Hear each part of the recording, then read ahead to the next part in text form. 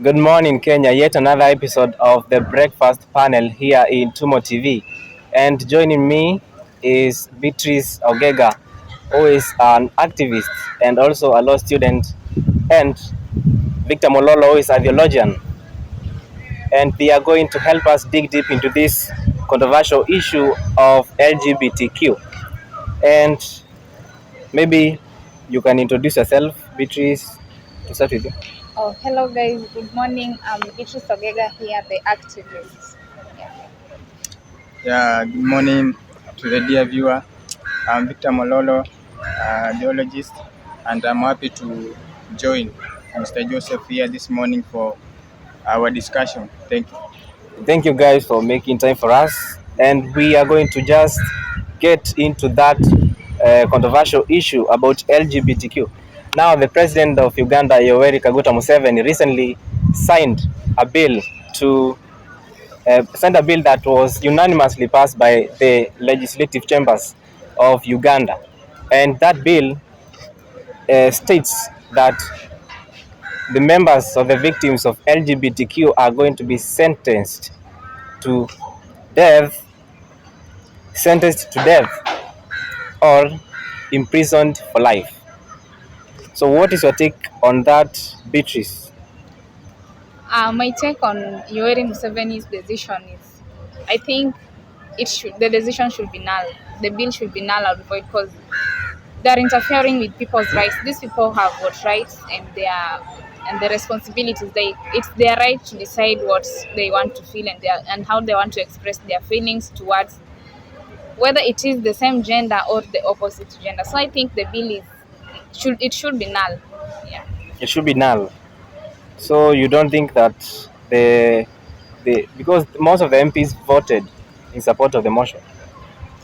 I don't think they are doing the right thing. They are interfering with people's rights. Okay. Yeah. What about you, Victor? Yeah, What's your take? according to me, the Museveni's rule, I think it is one of the unique ones, according to me, Okay. because to me, even the Bible states that any man who engages in sexual relationship with another man or an animal, that person should be put to death, should be killed. And this law, according to the Ugandan MPs, they have said that any person who is found or those people who are found in the act, they should be killed. Yeah. Or those who are found to engage in such conversation, they should be jailed for life sentence. So I think, to me, yes, people will shout and say it is against human rights. Okay. But looking at the biblical angle, that is what God said. Yeah. But do you think, because that law says that the LGBTQ members Yeah. are criminals just by existing? Those Yes. I They are can't say criminals. I can't say they are criminals. No, according to the law now. According to According the law. to the Ugandan law, Yes. yeah, they are criminals according to the law of Uganda. Uh-huh. Yeah. But what about According to me, they are not criminals, they are sinners. But criminals, offenders are the people that should be jailed. So how is that? The criminals. Yeah. So Because you are saying that they are not here, criminals. I am talking about my opinion. They are sinners according to me. But according to the constitution of Uganda, they are criminals. Uh-huh. Yeah. So what about here when we come to Kenya now? Do you think that same law should be enacted in Kenya? I think as we talk now, there is a motion in Parliament which wants to this community to be illegalized totally. They are illegalized, but the Parliament needs to put more strict measures in order to curb this situation. So I think it is a matter which is in Parliament. Yeah. But we will wait and see what the Parliament will decide, because those are the people who we have elected to represent us. Yeah. And Beatrice, what do you think? Do you wish that the law should be enacted the same law that was enacted in Uganda should be enacted in I don't Kenya? think the same law should be enacted in Kenya, because by doing so, I think you're the guys. Okay, my partner here yesterday said that people like Kenyans are like we are copying the Western culture. So by enacting another law from another country, I think it's just the same thing. So you guys are always you want to tell us that you are also copying the Ugandan law, Just bringing them into Kenyan law, Just a point of question before, and before doing you the same thing because proceed. Ugandans are doing so. Yeah, if you allow me. Yeah. Uganda, I said another culture, not an. I said Africa is trying to Okay. copy the Western culture. So Uganda, it is Africa. So they are our brothers. So there is no problem So when because they are Africans, you're just copying because they are Africans, even if it's barbaric or something Yeah, that because they are doesn't doing- make sense. They are going to fight the Western civilization, that culture. In I don't Africa. think that's civilization. Civilization is accepting the modern culture. So this is the modern LGBTQ is the modern culture, The modern and that's culture. what we call civilization. and Copying people's law is not civilization. let me just interrupt a bit. You said that I remember I asked you a question Okay. about that LGBTQ was not there before, Yeah. but it is there now. So does that mean that it is an habit? It is not a habit. It is modernization. Because it's something that's evolving because of civilization. But I think that is an habit. How is it an habit? It is not a habit. A habit is Because- something you develop, Mhm. something you used to do, but now the consistency, But this is not something that was being done in the past. It's emerging because of the modernization and the civilization. And why do you think these European organizations like the Amnesty International, the UN, and all organizations from the US were, they were against this law that Ugandan president enacted? Because they feel that like the Ugandan president is still believing the backwards beliefs of the culture. People should be civilized. We should think in the modern way. Not everything is based on the traditionals. Mhm. Yeah. So I think they are against this because the president of Uganda he's He's going denying back. himself of the fact that we are civilizing and we are moving. Okay. We are moving forward from the traditions. Yeah. We shouldn't believe on something that was enacted in the past and carry it along with us. We should be moving on. Yeah. And Victor, what about you? What's your take on that? Yeah, I wonder when my friend says here that this is an evolving world and we should forget about the past. And the Bible tells me that the things of the world will pass, Okay. but the word of God will remain the same. Mm. So if the word of God says that homosexuality is a sin, Mhm. it is will going to remain be- like that one. Okay. He has to come. Mhm. It won't change. So this is the things of the word. Mm. Well, I want to ask, if this is a good idea, why is it not all over the world? Why have not those people who have married each other, the different genders? Why don't they accept? By the missionaries. So I think by saying that Africans copy people, you are also copying the Europeans by saying you are a Christian because we were colonized and that's how Christianity came Just a along. point of correction. Okay. Christianity never originated from Europe. It came from the missionaries. The missionaries who came, but the origin of Christianity is not in Europe. Is it from Africa? It is not from Africa. Is it an African culture? It is not an African culture. And then why are you saying that Africans copy people's cultures? I But think by saying you cannot that you're compare- also copying. You cannot compare Christianity with LGBT. The same way that Christianity came along is the same way that LGBTQ is coming along. So I A think question. Africans should just accept the fact that people are emerging and things are evolving. A question. Where did Christianity come from? Christianity. Christianity originated from Israel. From Israel. Yeah. The missionaries The came missionaries. No, the missionary. Those saints. Those Saint Paul, who and who, they traveled from the Israel to Rome to Greek. That is the Asian part. from Israel. Okay. And then they ended where? Europe. But what made the missionaries to come to Africa? Okay. To My spread the question gospel? is, Yeah. my question is, Yeah. where did those missionaries come from? They The came from missionaries Europe. that came from to They Kenya. came from Europe. From Europe. Yeah. Because So, they had, see, you just say before, that they didn't had come from didn't- the Europeans. they did what? You have asked the origin of Christianity.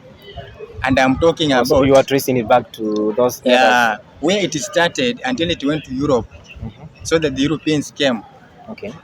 to Africa. Because Africa, yes, you have said Africa, we are illiterate, and we were illiterate that time. Illiteracy. Yeah. So Even now, you're still illiterate.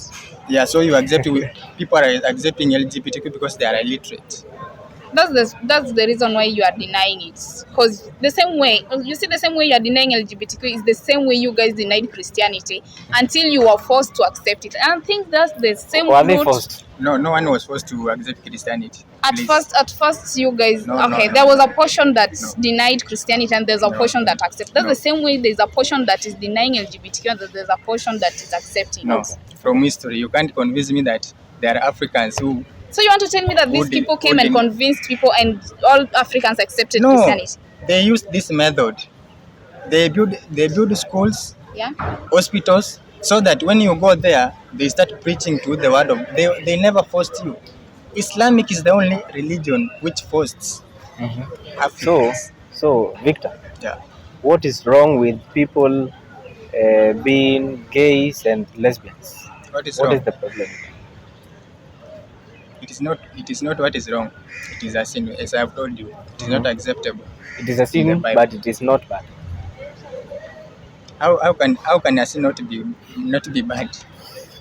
So what is the problem with that? The problem is homosexuality. It is a sin. Why is it a sin? Lesbianism, it is a sin. Why is it a sin? Because it goes against the word of God.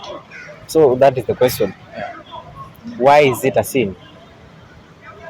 Because it is not acceptable by the Bible. Okay. And now, do you think that the president of Kenya is being forced by USA to legalize LGBTQ in Kenya?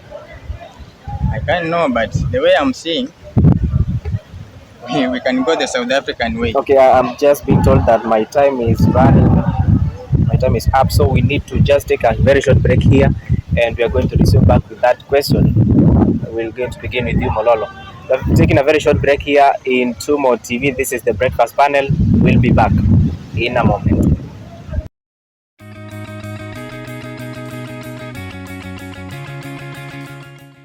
I chose Technical University of Mombasa because I believe it has the most competent tools for studying marine engineering. It's a technical institution, so we have more exposure to doing practical work than to doing theory work. We will train you, and you'll be in a position to acquire the skills that are required by the industry.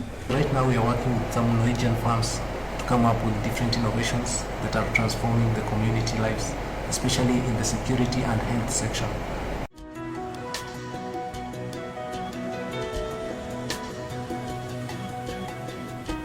In the serene environment of the coastal town of Mombasa lies the Technical University of Mombasa. This is the oldest technical training institution in Kenya, which was elevated to a fully fledged university in 2013.